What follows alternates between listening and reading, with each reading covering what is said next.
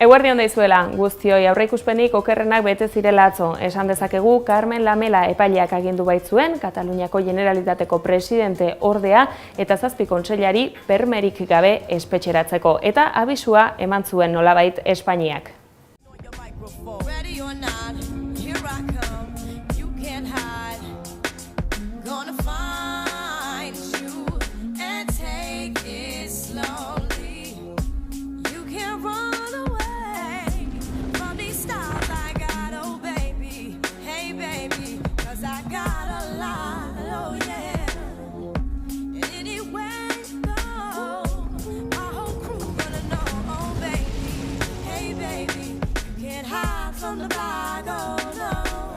Ready or not, refugees taking over. The Buffalo Soldier, dreadlock roster. On the 12th hour, fly by in my bomber. From for cover, now they under pushing up flowers. Super fly, true lies do or die. Toss me high, only fly with my crew from like high. I, refugee from Guantanamo Bay.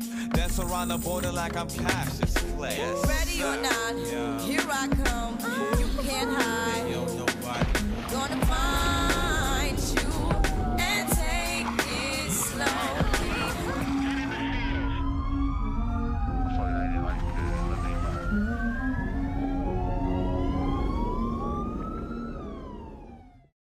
Abisua eta lezioa ere esan dezakegu baietz, izan ere Santi Bilari 50.000 euroko fidantza jarri zion espetxetik aske geratzeko eta jakin dugu goizean ordaindu duela fidantza hori. Gogora ekarri behar da, Bila Kataluniako Errepublika aldarrikatu bezperatan dimisioa eman zuen kontseilaria dela. Edonola ere, aipa daiteke prozesu katalana ez dela bere horretan geratuko, izan ere abenduaren 21 hauteskunde autonomikoak hartu dituzte hizpide gaurkoan eta PDKtek eta RSek behintzat aipatu dute hauteskunde horietara zerrenda bateratuarekin aurkezteko aukera. Ilegalizazioaren itzala ere mahai gainean dago eta alderdi Espainiarren aldetik KUP jarri dute jomugan gaurkoan. Begi bat Katalunian dugu, baina Bruselara begira ere bagaude, bart gauean Carles Puigdemont Generalitateko presidenteak bertatik hartu zuen hitza kontseilarien espetxeratzearen berri izan ondoren. Aquest fet és un cop contra les eleccions del proper dia 21 de desembre, que es desenvoluparan en un clima de repressió i d'empresonaments polítics sense precedents i inacceptables a l'Europa democràtica del segle XXI. Ja no és un afer intern espanyol. Cal que la comunitat internacional i especialment la comunitat europea s'adonin del perill que representen aquestes actituds. Com a president del govern legítim de Catalunya, sorgit de les urnes del 27 de setembre, exigeixo l'alliberament dels consellers i conselleres i del vicepresident. Exigeixo el respecte a totes les opcions polítiques i exigeixo la fi de la repressió política. Empresonar un govern, insisteixo, per haver complert amb el seu programa aprovat al Parlament és situar-se directament fora de l'estat de dret. Un missatge a tot el poble de Catalunya. Ens espera una repressió llarga i ferotge. La fúria amb què l'estat espanyol ha embestit contra allò que ens ha fet una vella nació d'Europa és desbocada i ho amenaça tot. Però no només no podem defallir, sinó que ho hem de combatre. Però ho hem de combatre a la manera com els catalans fem les coses. Com fem les coses que ens han fet grans com a país, com a societat, com a nació. Sense violència. En pau. Amb respecte per totes les opinions i totes les persones. Gehiago ere izan dira adierazpen esanguratsuak egin dituzten politikari katalanak, RSeko Marta Rovíraren hitzak entzungo ditugu segidan, amorruari eutsi ezin da egin zituenak. Avui han posat a la presó el govern de Catalunya, el govern escollit democràticament per la majoria dels ciutadans de Catalunya. Avui han posat a la presó polítics honestos que han complert amb el seu programa electoral, que han complert amb un mandat democràtic de les urnes. Avui han posat a la presó gent innocent, gent honesta, bona gent, que només treballaven per viure en un país més lliure, més just i més digne. Avui, l'estat espanyol és un estat fallit. És un estat democràticament fallit. Avui l'estat de dret i l'estat democràtic, aquest estat espanyol que tantes vegades es tilla d'estat de dret i estat democràtic, és un estat fallit. És un estat que ha tocat fons. Avui ens toca als demòcrates independentistes, com també ha tocat alguns joves, com també ha tocat alguns sindicalistes i alguns activistes, com també ha tocat als Jordis, els líders socials del nostre país. Però demà, aquest estat de dret fallit, aquest estat que no és democràtic, pot afectar qualsevol persona que no pensi com ells volen que pensi. Per tant, avui el que hem de fer és una interpel·lació a tots els demòcrates. A tots els demòcrates perquè reaccionin, perquè surtin, perquè impedeixin que això estigui passant en ple segle XXI. Estic convençuda que no ens rendirem. Nosaltres no ho farem. Lluitarem fins al final. Fins al final. Fins al final. No he acabat. Lluitarem fins al final perquè tenim tot el dret del món a viure en un país més just, més digne i més lliure. Avui encara tenim moltes més raons perquè democràticament guanyem aquest país més just, més lliure i més digne. És per això que no ens rendirem. Acompanyarem a les famílies d'aquestes persones, bones persones innocents. Les acompanyarem i amb ells guanyarem el futur que ens mereixem, el futur just i el futur digne. Moltíssimes gràcies. Egoera horren aurrean ANC eta Union Kultural eragileek manifestazio deialdia egin dute azaroaren 12rako Katalunian eta greba orokorrerako deialdia ere egin du CSC intersindikalek azaroaren 8rako. Mobilizazio deialdiak ditugu gurean ere eta erreakzio sorta ere badakargu gaurko albistegi berezi honetara. Hasteko eta behin Bartzelonara goaz saioa balestena lankideak dakarrena gurera ekartzeko.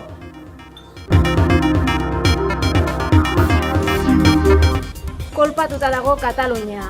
Jordien espetxeratzeek duela 18 egun herritarrak astindu bazituen, atzokoak zauri erraldoi bat ireki zuen, orain arte irribarren iraultza izenarekin ezagutzen zen Kataluniako mobilizazioan. Hala ere, eta atzo arratsaldeko 7etan Kataluniako herri eta hiri desberdinetan antolatu ziren mobilizazioetan, hainbat ordezkari eta herritarrek aipatu zuten bezala, orain, Espainiako gobernuaren erasoak ekarri duen tristura eta indignazio hau borrokarako baliabide bihurtzeko unea da. Asteburu honetan indarrak hartu eta datozen egunetan mobilizazio erraldoi eta baketsu baterako prestatzen ari da Katalunia.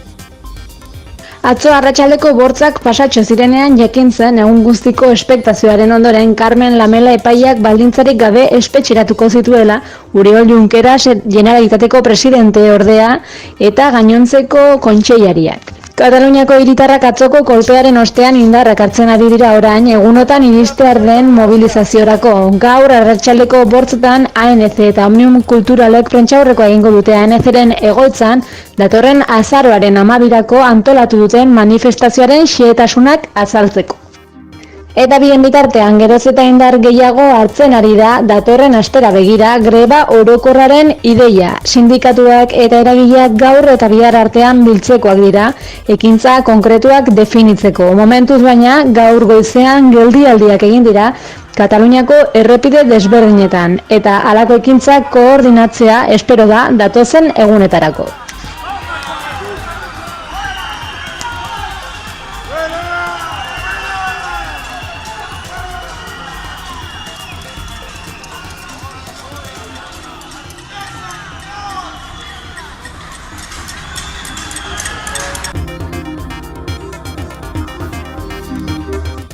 Mobilizazio deialdiakan eta hemen Katalunian eginda daudenak batetik eta astebururako gurean egindakoak bestetik. Bihar bertan Bilboko kaleak hartzeko deialdia egin dute sindikatu, eragile politiko eta gizarte mugimenduek eta azken orduetan atxikimendu gehiago ere jaso ditu deialdi horrek. Xehetasunak goizean eman dituzte Bilbon egindako agerraldian eta lankideek jaso dituzte. Eragile gehiagok bat egin dute bihar Bilboko kaleetan 155 artikuluaren aurka deitutako mobilizazioarekin. Besteak beste Podemos alduk, Ezker Anitzak, Ernaik, Bilgune Feministak edo Independentistak zareak hauek guztiak zerrenda luze baten baitan eta asteartean mobilizazioa aurkeztu zutenekin bat eginez. Espainiar estatuak sedukzioari uko egin diola eta Turkiarrerako demokrazia instalatu nahi duela. Katalunian gertatutakoa aurrekari moduan kokatuz eta egoeraren larritasunaz ohartarazita bihar Bilboko kaleak betetzearen garrantzia azpimarratu dute Amaia Muñoak eta Arnaldo Otegik. Espainiako estatuak uko egin dio herriak eta herritarrak seduzitzeari. Eta indarra baino ez zaio geratzen. Atzo goberneko kideen espetxeratzearekin ondo baino beto ikusi zen bezala. Baina Espainiako estatua egiten ari den eraso antidemokratiko hau ez da Katalunian bakarrik geratuko. PPren ordezkari politiko batek baino gehiagok adierazi duen bezala, demokrazia eta erabakitzeko eskubidea praktikan jarriko duten ororen kontra egingo dute. Estatuaren mezua oso argia da. Daukazuenarekin konforma zaitezte. Bestela autogobernu murrizketa edota espetxea ezagutuko dituzue. Argi hitz egin dezagun. Turkiarrerako demokrazia ezartzen ari dira Espainian. Eta geratzeko etorri da. Horixe da hain justu 155. artikuluaren helburuetako bat.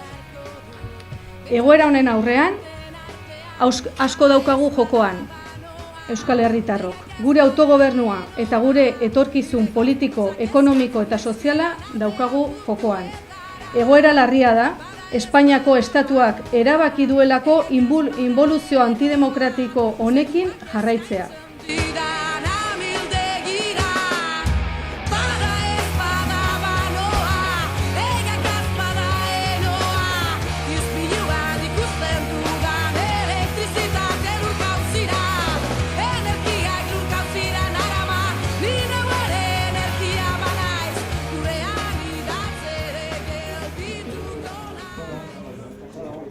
Igande guerdirako berriz deialdia Iruñean dago eginda, udaletxe plazan elkarretaratzeko deia egina dute gure eskudagok, gehiengo sindikalak, Geroa Baik eta EH Bilduk. Nafarroan Euskal Herria Bilduk eta Geroa Baik, ELA, LAB, Steilas, CGT, ENE eta 3 sindikatuek eta gure eskudagok Espainiar estatua erakusten ari den jarrera errepresiboari erantzuteko helburuarekin, adierazpen bateratua sinatu dute hainbat konpromiso hartuz. Kataluniako herriarekiko elkartasuna erakusteaz gain, Espainiar estatuak 155. artikulua aplikatu izanaz salatu dute. Kataluniako herriarekiko gure elkartasuna erakusten dugu, eta gure borondatea ondorio historikoak izan ditzakeen 155. artikuluaren aplikazioarekin. PP, PSOE eta Ciudadanos alderdiek agertu duten ibilbide autoritario eta antidemokratikoari aurre egiteko. Adierazpen hau izenpetzen dugu, Katalunian Espainiako estatua erakusten ari den jarrera zapaltzailearen aurrean erantzun herritar, baketu eta demokratikoa bultzatzeko erantzukizunak barneratzen dugu. Azaldu dute bertzalde Espainiar estatua Katalunian egiten ari den errepresioa ez dela bertara mugatuko. Nafarroa eremu demokratikoa izan dadin bermatzeko erantzunkizuna eta ahalegina erakutsi dituzte azpimarratuz, modu koordinatuan eta iraunkorrean jokatzeko prest daudela. Errepresio hori Kataluniako markora ez dela mugatuko jakitun gara. Espainiar estatu osoan askatasun demokratikoaren murrizketan eragingo du, eta Nafarroan ere erasoen helburu izango da. Nafarroa eremu demokratikoa izan dadin bermatzeko erantzukizuna eta ahalegina gure egiten ditugu. Behar izan ez gero, modu koordinatuan eta iraunkorrean jokatuz. Autogobernuaren defentsa ere egin dute, UPN eta Alderdi Popularrak Nafarroan ere 155. artikulu aplikatzeko aukera azaldu dute azken asteetan, eta hori erasotzat hartuta erantzuteko konpromisoa ere agertu dute. Nafarroako autogobernuaren aurkako erasoak ez dira berriak. Nafarroako parlamentuaren ahalmen legegilea moztuz jadanik 17 lege dira auzitegi konstituzionalean errekurritutakoak. Alderdi Popularra eta UPN etengabeari dira gure gobernua zalantzan jartzen, eta etengabean Madrili laguntza eskatzen diote. Ezegonkortasuna sortzeko eta Nafar herritarren onura xede duten aldaketak oztopatzeko.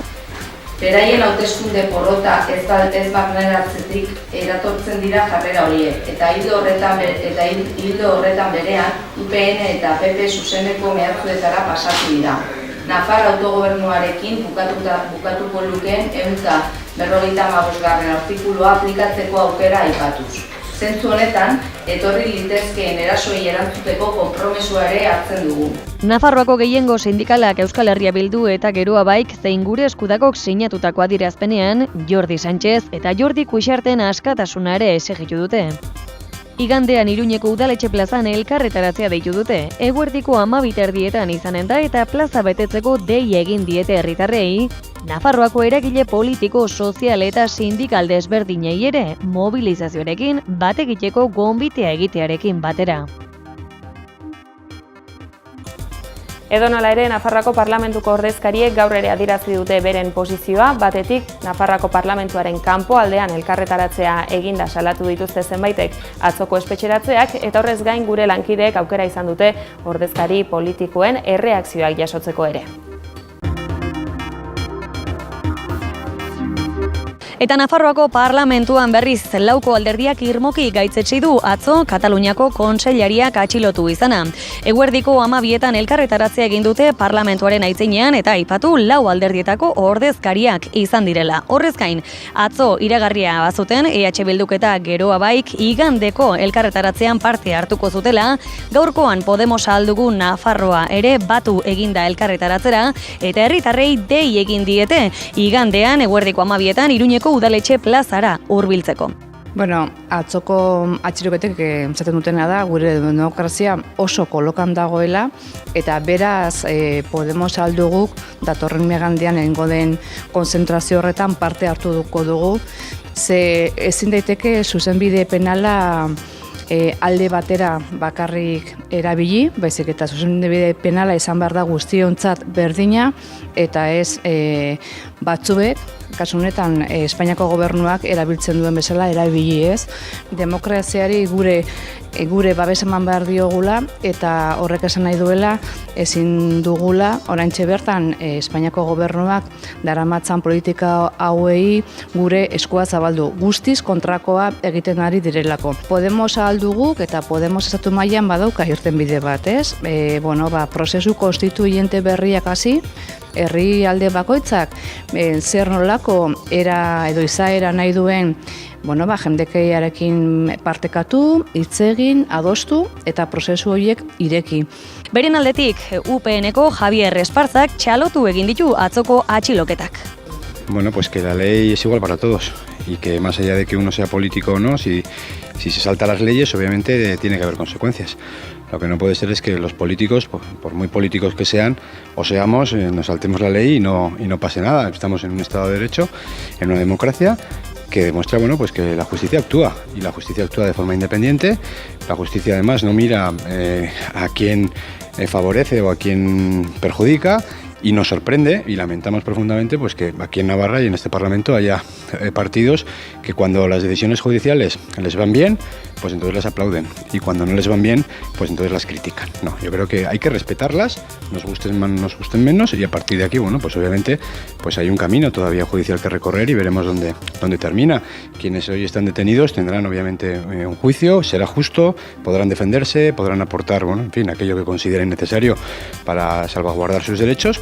Y eso es lo que es un Estado de Derecho, y así se tienen que hacer las cosas. Ebaluaziorik alik eta txarrena, alik eta tristeena eta alik eta gogorrena ere bai.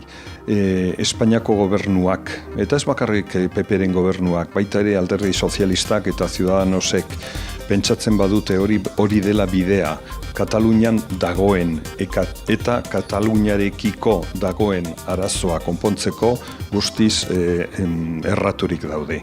Katalunia ez dute horrela Espainia barruan mantenduko, gobernuak eta beste bi alderdi horiek erabaki dute politikaren kontra justizia edo legalitatea, justizia baino zeren kasu honetan justizia hitz egitea gehiegikeria da, legalitatea, tribunalak, errepresioa erabiltzea, hori erabaki dute politikaren kontra, eta hori ez da inolaz ere bidea. Politikan bidea, dialogoa, negoziazioa eta ituna dira. Momentu honetan argi eta garbi egin behar duguna da gure haserrea erakutsi, gure desadostasuna erakutsi, eta gauzak joan ala hartuko ditugu erabakiak. Oso larritzat jotzen dugu, batzo Kataluniako erabazilegi den gobernuaren gehiengoa gartzelaratu izana, Espainiar estatuak beste behin erakusten digu errepresioaren bideari jarraitzeko erabaki hartua daukala eta benetan demokraziaren kontrako, eskubide zibil eta politikoen kontrako beste urrats larri bada. Zilegi den, demokratikoa den gobernu oso bat kartzaleratzeko asmoa argi utzi dute, eta horren aurrean eta Euskal Herritik erantzun irmo bat emateko behar ikusten dugu, inolako zalantzari gabe. Asteburu honetan kaleak bete behar ditugu, Bilboko kaleak larun batean, Iruñeko kaleak, Iruñeko udal plaza igandean, eta hori da Euskal Herritik eman diezaiok egun babesik eta elkartasun keinurik onena. Hamaika ikusteko jaioa gara, eta Euskal Herrian ere esan dezakegu denetarik ikusi dugula, 40.000 pertsona inhabilitatu egin zituzten politikan aritzeko, 13 marka ilegalizatuta daude, hainbat komunikabide itxita, ilegalizazioak non nahi, eta 100 pertsona komisaldegietan torturatuak eta kartzelaratuak. Beraz, dena ikusi dugu Euskal Herrian eta Katalunian ere ematen du prest egon behar dugula dena ikusteko, tamalez. Demokrazia, eskubide zibil eta politikoen urraketaren aurrean demokrazia defendatu behar da. Eta beraz, iruditzen zait, Nafarri jendarteak hori oso garbi erakutsiko duela igandean berriro ere. Esto ratifica nuestra posición desde el inicio de este conflicto en Cataluña, que la solución ha de ser política. Es la vía política la única que puede dar solución a esta situación, de manera que el pueblo catalán pueda decidir sobre su futuro. Luego nuestra propuesta republicana de República Federal, que entendemos que es la solución para que los pueblos puedan ejercer el derecho a autodeterminación, pero la solución también para brindar derechos y libertades ciudadanas. Iñigo Urkullu Araba Bizkai eta Gipuzkoako lehendakaria berriz Quebecen da egunotan eta bertatik adierazi du haren posizioa espetxeratzen aurrean. Esan du neurriz kanpokoak direla espetxeratze horiek eta gizarte haustura saiesteko garaia dela honakoa. Gaur hartu den erabakia neurri gabekoa da. Gaur hartu den erabakia guztiz lagungarria izan beharrean kontrakoa izan daiteke. Zentzu horretan nik gizartearen kohesioaren aldeko lana behin eta berriz aldarrikatu egiten dut, eta alderantziz ez dezagun egin politikatik eta justiziatik ere ez dezagun egin gizartearen haustura sortarazten dituzten neurriak hartu egitearena. Arnaldo Otegi Bilduko koordinatzaile nagusiak bere aldetik estatuaren oldarraldiari nazio gisa erantzun behartzaiola nabarmendu du eta biharko Bilboko manifestazioa horretarako aukera izango dela. Guk uste dugu biharkoa oso egun garrantzitsua izan behar dela. Hemen argi dagolako inboluzio demokratiko baten erdian gaudela. Guk uste dugu bere garaian erregeak egindako diskursoa inflexio puntua markatu zula. Hemen kontuan hartu behar dugu kontrarreforma baten kontestuan gaudela. Eta gure autogobernua, gure instituzioak, gure bizitza, gure askatasun demokratikoa dana dagola jokoan momentu honetan, eta beraz guk uste dugu inboluzio demokratikoa bezala geldituko Katalunian. Beraz, guretzat bihar funtseskoa da termino anitzetan Bilboko kaleak betetzea, aldarrikatzeko ez bakarrik gure elkartasuna Kataluniarekin eta atxilotuekin, baizik eta aldarrikatzeko gu ere nazioa garela, erabakitzeko eskubidearen alde gaudela eta demokrazian bizi nahi dugula. Eta horretarako bihar nik uste dut aukera paregabea daukagula Euskal Herritarrak ahotsa altzatu eta esateko gu ere nazioa gera erabaki nahi dugu, gu ere demokrazian bizi nahi dugu. Bide beretik jo du gure eskudagoko bozeramaile Angel Oiarbidek ere esan du Kataluniako egoerak hangoak gainditu egiten duela eta Euskal Herritarron erabakitze eskubidea ere badagoela jokoan eta ondorioz irmo erantzuteko garaia iritsi dela. Guretzat da beste pauso bat astakeri honetan, ezta. Aspalditik esan izan da arazo eta erronka politikoi ezin zaiela soilik judizialki erantzun. Arazo eta erronka politikok soluzio politikoa behar dituzte eta tresna politikoa behar dituzte. Ezin da 20. mendeko erronka politikoi 20. mendeko tresna juridiko errepresiboekin erantzun. Zerbait lortu bolema dute katalanak da gure ustez adierazgarri da, beraiek ez daude 20. mendera begira, beraiek 20. mendera begira daude, beraiek ez daude demokrazian gutxigo sakondu duten gizartei begira, beraiek daude demokrazian gehiago sakondu duten gizartei begira, jarrera hori barrenatzen jundie, demokrazia ez dalako bakarrik segilu bat, jarrera bat da, jarrera hori barrenatzen jundie eta atmosfera hori lortu dute, ezta? Katalunian, demokrazian sakonduz, gizartea eta gai politiko sendoei helduz, gizartea zatitu, gizartea heldugoa da, osasuntsugoa da eta kohesionatuagoa dago. Estatu espainola nahiko luke hau bere etxeko kontu bat izatea, zorionez etxeko ataretik haratago irten da auzi hau, ia ez da Espaini barruko kontu bat, Estatu espainola kontu bat, baizik eta Europako kontu bat da, eta munduko kontu bat da, eta munduko plazan dagon gai bada. Euskal herritarron etorkizuna eta erabakitzeko eskubidea jokoan dago, Estatu espainolako herritarren oinarrizko eskubidea jokoan daude, Europako herri eta nazioen etorkizuna jokoan dago eta Europako demokrazia bere hortan dago jokoan, ezta? Orduan, dudarik ez daukagu, ez da bakarrik Kataluniarrei elkartasun keinuak egiteko momentua, baizik eta demokrazia irmoki eta determinazio guzti defenditzeko momentu iritsi da. Horregatik deialdi berezi bat egiten dugu, biharko Bilbon izango da manifestazio handi hortan, oinarrizko eskubideen hauen alde, eta 155-eko artikulu honen kontra elkarrekin bat egiteko unea iritsi da iruditzen zaigu. Hain justu, Ernai Gazte Antolakundeko bozeramaile Lur Albizuk esan du deialdi horiekin bat egingo dutela eta gainera independentziaren aldekotasuna berretsiko dutela. Espainiak estatuak bere mekanismo guztiak jarri dituela martxan eta 155. artikulua bere horretan. Eta espero zenituen neurriekin aurrera ginen duela eta argi dugula Espainiak estatuak patina horrela jokatuko duela eta indarra erabiliz eta gobernu katalana ez bakarrik atxilotuz, eta bere askatasuna moztuz alduten guztia eginen dutela, ez? Hemendik eta benduaren 21 arte gauza asko gertatu daitezkela eta ilegalizazioak ere ez dugula deskartatu behar. Eta bestalde batetik, hemen Euskal Herritik gure ekarpena eginen diogu eta gure elkartasuna adieraztea gain ere gure aldarrikapenak mahai gainean jarriko ditugu eta independentziaren aldeko sostengu hori martxan jarriko dugu. Eta zer diote Euskal Herritarrek honetaz guztiaz, badenetariko iritziak bildu ditu Irati Elizalde lankideak. Begibistakoa da, Kataluniako prozesua eragin zuzena izaten ari dela Euskal Herriko aktualitate sozial eta politikoan ere. Eta kalera irten gera, hain justu herritarrei galdetzera, hemendik aurrera ere ze eragin uste duten eduki dezakela Katalunian gertatzen ari denak. Nola eragingo dion Euskal Herriko balizko independentzia prozesu bati, baita bertako eskubide sozial, politiko eta giza eskubidei ere. Hombre, Euskal Herrian yo creo que zain dabil. A ver, ze pasatzen da. Uste dut, niretako, baina ez dakigu, lehenengo itxoin, ze harten da, eta gero gu agigu, atzetik. Bueno, geure presezioa, geure ikusiko du, haien nola burrukatu duten. Haien nola burrukatzen duten. Gero horren ondoen nilua, ezin izan. Que nos puede pasar a nosotros, ¿sabes? Eta bestela, pues sí, ya sabes, aquí cuando veas las barbas a remojar, cuando veas las barbas de tu vecino, pon las tuyas a remojar o no las atea, gauza bek, hola die, ni hain 8 urte bizi naiz, baki daudela independista bestiek ez, ni daket launa de los dos lados tengo, porque yo a la persona no le pregunto si eres independentista o no, a mí netzako personi die, pero esto yo he estado hablando por teléfono y esto que ha pasado a los que no son independistas tampoco les agrada absolutamente nada, pues esto ya se pasa un poquito de lo que es la ideología. Hori ez da eskubide gortako, a ber.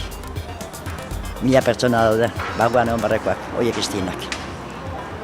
Baina, bueno, hola xe da, otakito.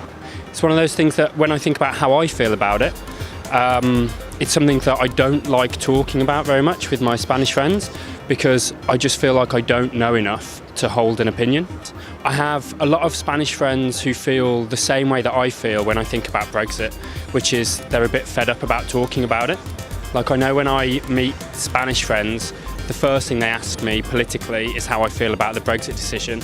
And I think there's a lot more important problems in the UK to do with inequality and other problems with our government than just this one issue.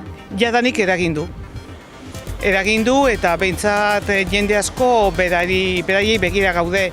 Agian batzuntzat guk genuen amets bat ere izan daiteke beste bide bat hartu du gure herriak eta nik espero dut hemendik ez urte gehiagietara, nik ikustea tajuz eta legez gauza izatea gure borondatea espresatzeko gutxienez herria bezala. Eta Euskaldunok ze uste duzu egin beharko genukela egoera honen aurrean? Nik uste dut norberak dakiela zer egin. Egoera honen aurrean nik uste oso garrantzitsua dela hauteskundetan nori emate zaion bozka. Esan genezake beraz, asteburuko zitek izaera berezi hartu dutela Kataluniako egoera pilpilean dagoen honetan. Berezia izango da zalantzarik gabe bihar Bilbon egingo duten manifestazioa eta bereziak izango dira igandean Euskal Herriko 13 herritan egingo dituzten galdeketak ere. Gure esku dago dinamikak bultzatuta, estatus politikoaren inguruan erabakitzeko aukera izango dute herritarrek galdeketa horietan eta dagoeneko 1 milioi batera gerturatuko da erabakitzeko eskubidea praktikan jarriko duten herritarren kopurua. 11 telebistak gertutik jarraituko ditu biharko manifestazioa eta galdeketa horiek ere, eta horien berri jasotzeko aukera izango duzue gure bidez. Ondo izan!